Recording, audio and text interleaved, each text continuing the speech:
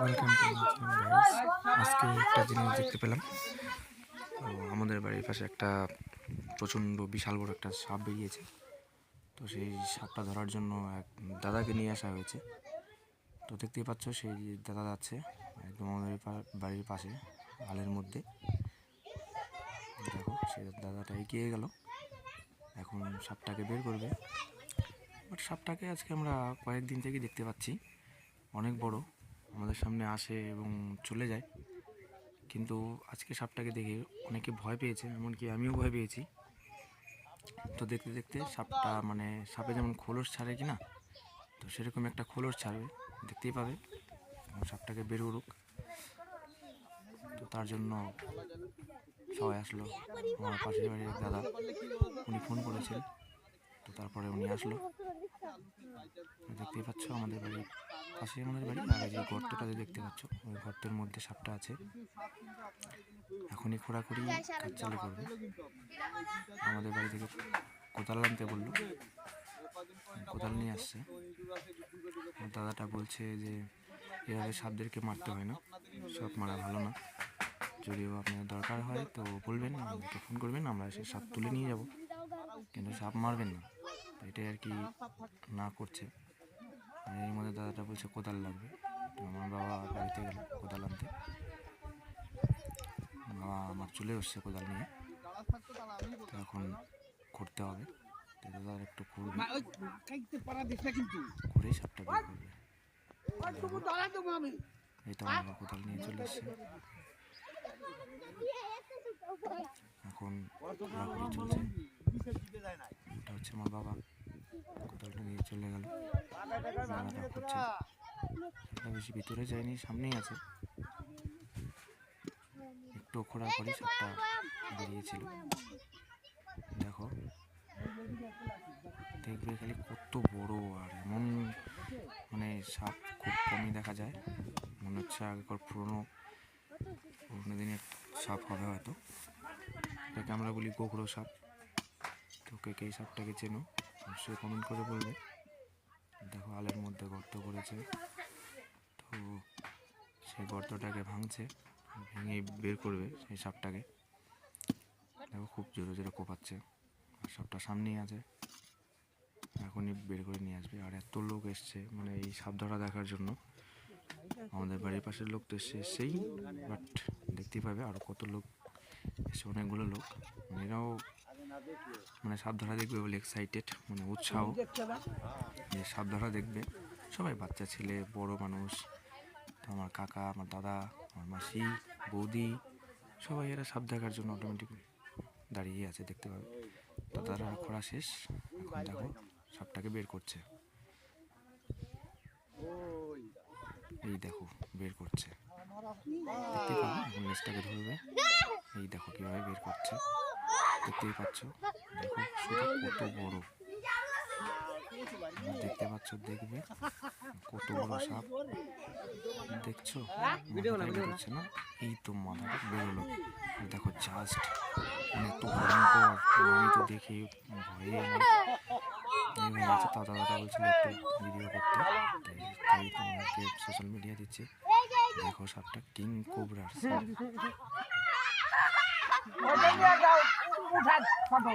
এখন যাচ্ছে সাপটাকে নামিয়ে দেবে।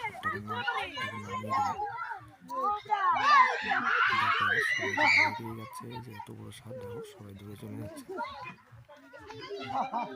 দেখো শুনে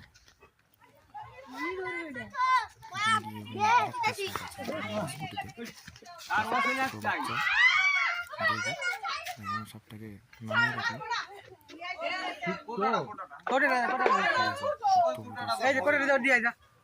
একটু পরে সাপটা খোলস চলবে।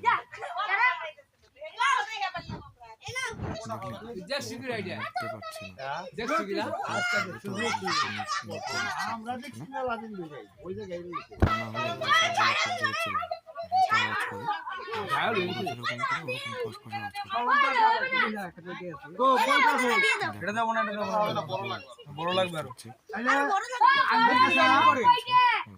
একটা কৌটো নিয়ে আসতে, বড় কৌটোর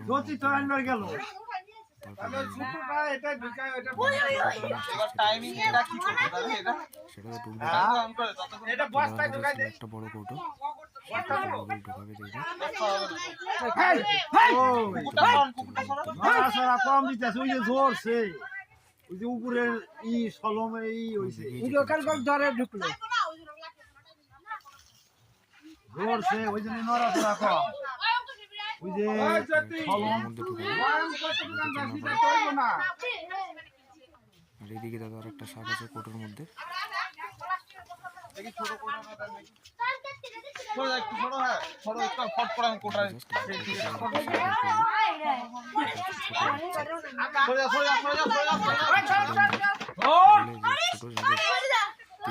অনেকে বলে ছোট চারটাতে ঢোকালো বের করে বড় জারের মধ্যে ঢোকাবে।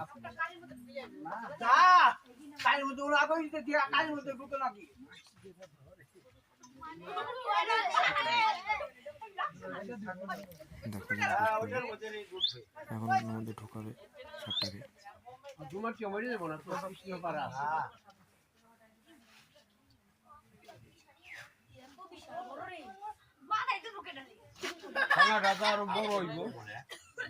দেখো সাপটা ঢুকতে যাচ্ছে না, তাও ঢোকাতেই হবে, না ঢোকালে নিয়ে যেতে পারবে না।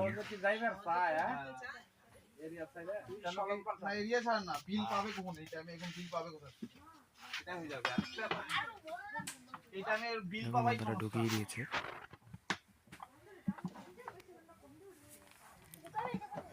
সাপটাকে ঢুকাবে।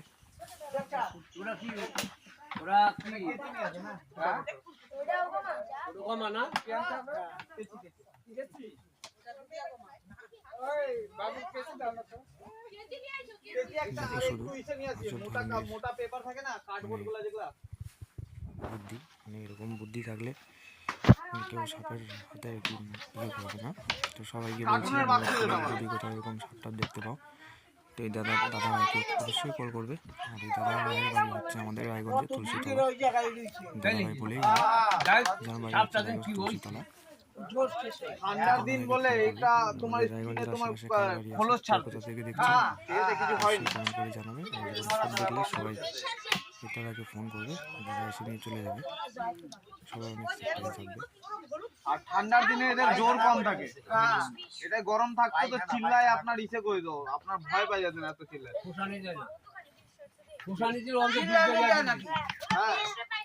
গরু যেমন চিল্লায়, গরু সারের মতন জোরে চিল্লায়। দাদা ভাই অনেক কষ্ট করে ঢোকাচ্ছে, সার থেকেও জোরে চিল্লায়। কোটটা একটু বড় হতো তাহলে ভালো হতো। এটা কামড়ালে হসপিটাল ছাড়া কোথাও যাবেন না, কোনোদিনও যে কোনো সাপ কামড় দিলে হসপিটাল ছাড়া কোনো জায়গায় যাবেন না। হ্যাঁ, ওরা দেখুন যেই সাপ আপনার নরমাল কিছু সাপ থাকে যাতে বিষ থাকে না, কামড় দিলে কি করে আপনারা ওঝার কাছে যান, ওঝা কি করে কিছুই করে না, হুবাই ব্লেড দিয়ে ফাটায় এটা করে আপনি বাইচে যান, আপনারা ভাববেন যে বাইচে গেলেন, কিন্তু বিষই তো দেয়নি, কেন ওই সাপের বিষই থাকে না, বিষ লাগবে কোথা থেকে? গোমা সাপের কামড়ে যাবেন, ওর কাছে যাবেন 100% মারা যাবেন। কত কাল গোমা আছে ওরা যদি না বলতে পারি, ওরকম কোনো ব্যাপার নাই, হসপিটাল গেলে বাইচে যাবেন।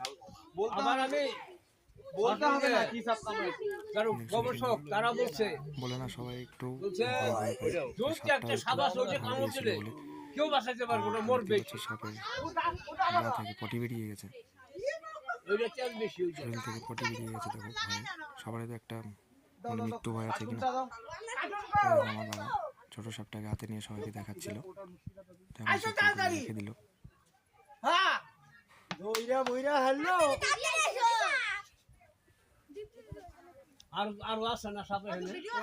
এখন বলছি একটা কার্টুন নিয়ে আসতে, তারপর নিয়ে যাবে পাশের বাড়ি কার্টুন নিয়ে আসছে।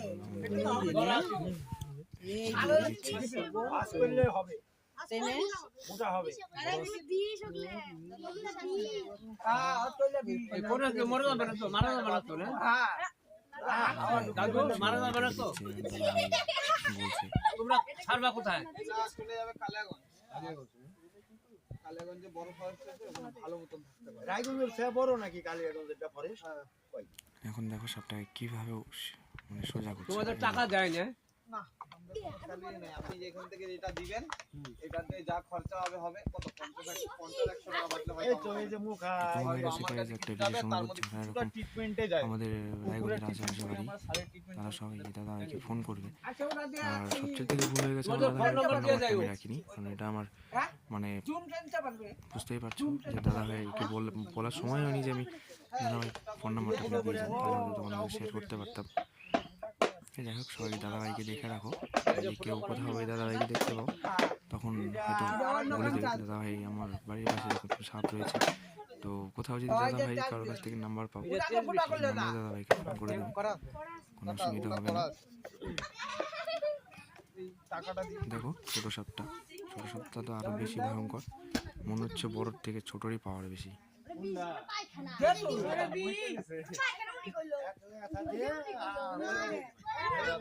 আমি তো ভাবতেই পারিনি যে আমাদের রায়গঞ্জে এরকম মানে সাপ পর্যবেক্ষণ করার লোক আছে, যারা নাকি সাপদেরকে নিয়ে গিয়ে জঙ্গলে ছাড়ে। তো সাপটাকে নিয়ে যাবে কালিয়াগঞ্জ ফরেস্টে, আমাদের রায়গঞ্জ নিজের ফরেস্ট থেকে নাকি কালিয়াগঞ্জ ফরেস্ট বলে বড়, সেই ফরেস্টেই ছাড়বে। দাদা ভাই এরকম বলছে, আমাদের রায়গঞ্জের থেকে নাকি কালিয়াগঞ্জের ফরেস্ট অনেক বড়। কামড় দেওয়ার চেষ্টা সবাই করবে, হয়তো কালিয়াগঞ্জের ফরেস্ট বড়, তো বলছে হ্যাঁ।